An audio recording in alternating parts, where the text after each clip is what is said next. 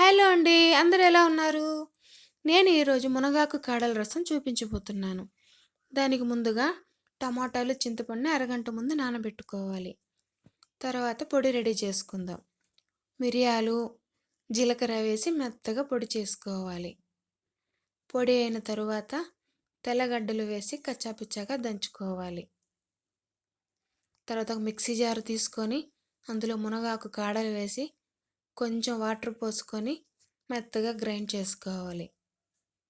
Grind చేసుకున్న వాటర్ని చింతపండు రసంలో వేసి బాగా చేతితో పిసుక్కోవాలి.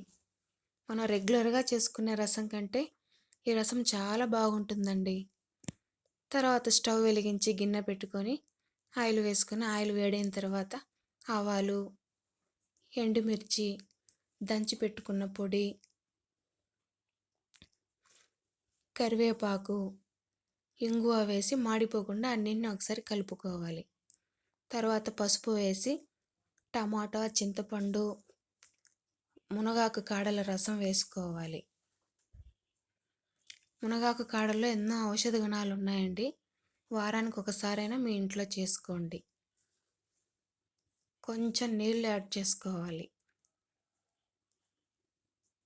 రుచికి సరిపడా ఉప్పు వేసుకొని 2 నిమిషాలు బాగా మరిగించుకోవాలి. చివరిగా కొత్తిమీర వేసుకుంటే వేడివేడిగా ఉండే మునగాకు కాడల రసం రెడీ. మీరు కూడా ఒకసారి ట్రై చేసి ఎలా ఉందో కామెంట్ చేయండి. నచ్చితే లైక్ చేయండి, షేర్ చేయండి, సబ్స్క్రైబ్ చేయండి. Thank you for watching.